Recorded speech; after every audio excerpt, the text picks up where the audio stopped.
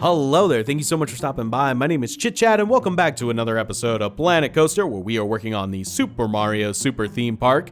In today's episode, we're going to continue working on the Mario Odyssey theme transportation ride attraction extraordinaire as we jump back into Bowser's Kingdom to build the station there and also to add some theming elements, including a giant Bowser face, similar to the Mario face that we made in the previous episode. We will also start building track heading towards Princess Peach's castle, and we'll be adding theming elements to that section as well. So lots to cover in today's episode. So with all that being said, let's chat.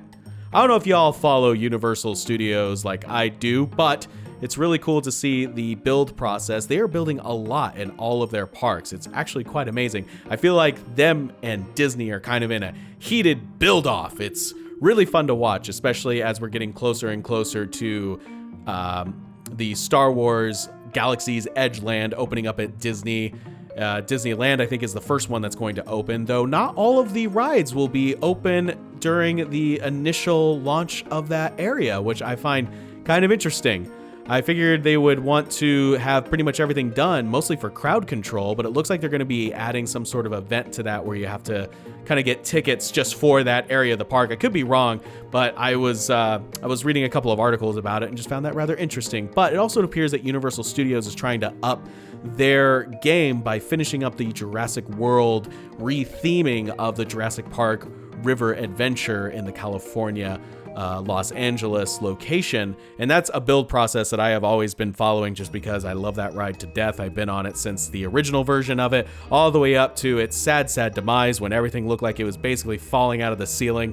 So I'm really excited to see what they're going to do with it, but we already know that the Indominus Rex and the T-Rex are going to be animatronics from the test that we saw leaked pictures of way back when. But I'm also really happy to see that they're building the Nintendo Land, which is still just a bunch of like foundation and dirt still at this point. But the fact that we're going to be getting that is very exciting. And the fact that Nintendo is broadening its horizons so much in the past few years, not only just from video games, but also movies, because the last Nintendo movie that we got was the Mario Brothers movie way back in the day. So it's so cool that we're getting a Pokemon movie with Detective Pikachu. And at first I was rather put off by the designs of the characters, but again, it's really hard to take that kind of 2D character and bring them into a quote-unquote real-world scenario or a real-world design. And as more and more trailers have been coming out, I've been becoming more and more enamored with their design choices and how they brought these characters forward. Some of them I think work really, really well, and other ones, yeah, maybe they could have been, maybe they needed a little bit more time in the kiln, a little more time in the oven before they came out. But Pikachu, voiced by Ryan Reynolds, is hilarious. And we've seen some of my favorite, like Squirtle and Charmander and Charizard. And we've seen Mewtwo in one of the previous trailers, which is really cool. Mewtwo looks kind of otherworldly, like his skin texture looks super duper smooth, and it's almost unsettling how smooth it looks, but I'm pretty sure that's kind of what they were going for, that Mewtwo is just kind of this otherworldly thing. And then like Ludicolo is hilarious looking. Snorlax looks adorable.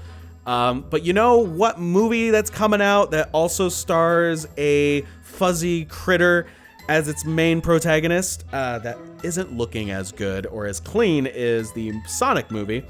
And being an old school Sonic fan myself, and even some of the newer games, that design is interesting to say the least. There was a leaked image of or at least a couple of promotional images of what Sonic's going to look like in the movie, and I don't feel like they handled the design as strongly as, say, what we're seeing in Detective Pikachu. But also, I can understand the difficulty of taking a character, say, Sonic, for example. He's got some features that would be difficult to translate into the real world, one of which being he has essentially one giant eye with two pupils, which is an interesting, design thing, which works in 2D. You can get away with a lot of stuff in 2D, a lot of style choices, and I think we talked about this on the previous episode, but Mickey, for example, and how his ears always stay positioned the same way regardless of how his head moves. That kind of thing works really well in 2D. In 3D, it requires a bit more visual trickery to get around that kind of design choice.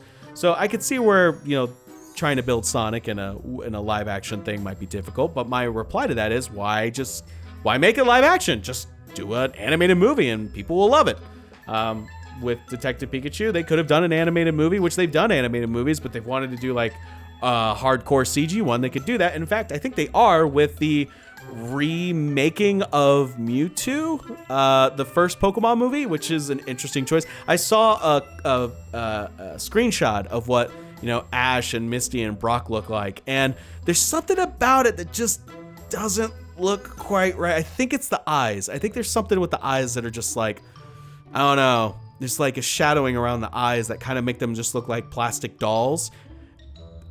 And you know, we'll see. I think a lot of times things in movies like this don't look as good when it's just a static image. Like, we'll see. I'm definitely gonna go see Detective Pikachu because I think that's gonna be a really fun movie. And also, I think they've already announced they're gonna be working on the next one, which you know, if they are, cool. Like I said, Nintendo's really broadening their horizons, and the fact that we're actually going to get a theme park based around that is pretty dang amazing. And I hope we get like a Pokemon Center or something like that, because I've always wanted to visit one of those because they look like they have such cool things. So hopefully we'll get some awesome Nintendo swag. Which I saw, this was a while ago, but I just had to like mention it because I thought it was kind of funny. There was like a quote unquote leaked image of what the Nintendo Land was going to look like, which I don't know how some people fell for it because it was literally a photoshopped version of Disneyland's map. It's like, no, y'all, that's not a real thing. Like, yeah, they're making that park, that area of the park, but no, it's definitely not, you know, it's not like a Legend of Zelda and a Star Fox and a Metroid and all that stuff. I think we're just getting Mario and Donkey Kong, and I think there was talks that maybe a Legend of Zelda area would be added in the future. But at least for the one that's in Hollywood for Universal, it looks like a pretty small area. So I would think there would probably be only room for 1 or 2 attractions in there at best, because they still have the back lot to worry about. It is a working studio after all, but we'll see. We'll see. The build process is still in its very early stages, but I have a feeling Universal is going to be kicking into high gear, especially with Disney making all these new attractions in all their parks. But jumping to our park, our little Mario park here, we're working on the Bowser face right now, which I gotta say, this was a bit more difficult than Mario, and I tried really hard to capture the essence of Bowser, especially the mouth. I was having a lot of trouble with the mouth, and like I say this for everything, I had to break it down to its basic shapes. And once I realized that a lot of the design principles in Mario is very rounded, very soft edges, I was just like, all right, let's build this out of circles and ovals, and I think that's going to get us as close as we can with the simple shapes. And you can see I had the poster of Bowser over in the background. I have the Mario head that we made in the previous episode off to the side, just so I had some reference material. And I will say I'm really happy with how the mouth for Bowser turned out. I really like the depth that we were able to get with the geometric shapes.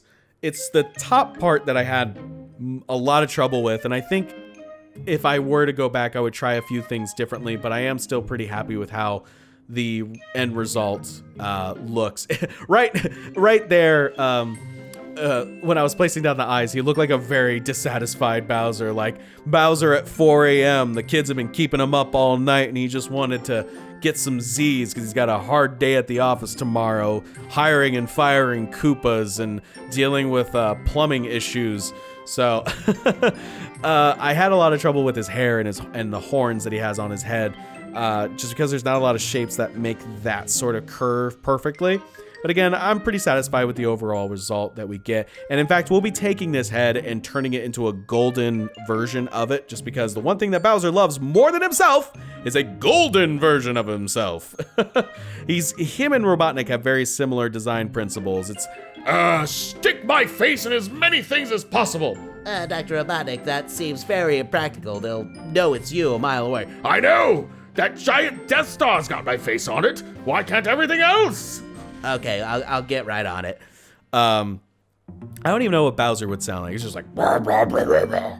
He doesn't, like, he had a voice in one game, right? I'm pretty sure it was only Sunshine that he actually spoke, like, with actual VO dialogue. Of course, he speaks in text-driven dialogue, but I think that's the only time he actually had a VO. And I remember it being kind of like, well, son, like that kind of thing. I don't remember it being like super deep or dragon-esque, quote unquote. But it would be interesting if maybe I'm wrong. Maybe he's had other voice acting other than just like yelling. I don't know. That's the only time I can think of it, unless we're talking about the cartoons, which I don't know if we should count the old Super Mario Super Show, or I don't even remember what it was called. I didn't watch that show, to be honest. I didn't watch that. I didn't watch the Legend of Zelda animated series they had. I was like strictly Sonic as far as video game content. No, I lie. That Mega Man cartoon that was out during that time was ridiculously over the top, and I loved it. Like, theme songs back then were so good. They could literally just be one word and you would love it. And Mega Man was like the epitome of that, because it was just like, theme song was do the fighting robot, do Mega Man, and times that by 20, you got the theme song, and they got paid for that. Oh, Mega Man's another franchise that I absolutely love. And that got me thinking too, with like Legend of Zelda, especially Wind Waker. That was a game that I really enjoyed, mostly for the aesthetic style, that really cartoony style. But it was really cool playing like the HD remake of it. And one thing I would love to see, when we're on the topic of Mario, one thing I would love to see is them take like older Mario games and give them the HD treatment. I think I've talked about this before, like a Sunshine remake. Love that idea. Mario 64, I would play the heck out of that. I was actually playing Nintendo 64 games yesterday. I was just like, oh, I was just gonna play. I played Banjo and Kazooie. I played the old school Mario Kart, and then I played old school Smash almost every day during lunch. And they're still fun games, dang it. They're amazing games, given how old they are. I think Mario 64 holds up very well. If it was just given a facelift beyond the Nintendo DS version, which was a fun game, don't get me wrong, but I would really like to see like a Super HD version of it. Like a collection, almost like what they did with Crash Bandicoot and Spyro, like a collection of Mario games, whether it be like Mario 64, Sunshine, and I don't even know if you would want to include Galaxy. Those weren't too long ago, and the Wii U hardware isn't exactly like, breaking any sort of graphical boundaries. But the Mario style, and similarly to that Legend of Zelda Wind Waker style, is very forgiving in terms of time passing because they're so cartoony. It's like an aesthetic that they can get away with, kind of like Animal Crossing. Like the Animal Crossing aesthetic hasn't really changed. Maybe the shading's gotten better, but that limited kind of geometric design philosophy carries over really well from era to era. You kind of forgive it because in its own entity, it's kind of the perfect visual representation of what it is. The HD re-release of Wind Waker, of course, made it look even more beautiful than the original game, but the original game, I could still go back and be like, yeah, it still looks good. I go back on like Banjo-Kazooie or Mario 64, I'm like, yeah, I could use a facelift for this day and age if I wanted to play it again. But because I have such a strong nostalgic tie to those games, I can like look past that sort of early era 3D games, which I think is difficult for 3D games because again, it's that whole style principle. I could go back on old like Super Nintendo or Sega Genesis games, no problem, because those sprites, like that is as far as that design can get. Of course they could add more colors and more complex looking sprites, but it's still, a sprite is a sprite.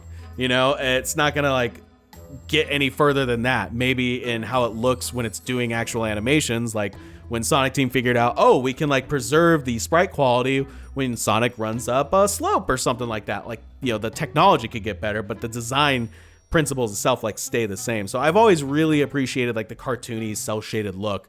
But there's some companies out there that are pushing that cel-shaded look to the extreme and making it just absolutely gorgeous. Like anytime they come out with a new Dragon Ball Z game with that cel-shading look, they are getting so dang good at it. Like to the point where I'm like, if they made the show like this, I don't think I would mind it so much, which, animation on Dragon Ball Z, as much as I love it, there's some episodes that are far better than others, and that's the beauty about 3D animation. As much as I love 2D, I'm a 2D guy at heart. I always will be. I'm working on my own animations right now, which I'm really excited to share because I'm getting pretty far on the first episode of Benny and Francis. But as much as I love 2D, I see and understand the awesomeness that is 3D, especially when it comes to quality control, because the characters are what they are, the model is what it is, so you never have to worry about, oh, well, Goku looked better in this, in this episode than he does in this episode because it was like 2 companies that were working on it at the same time because of crazy deadlines, that sort of thing.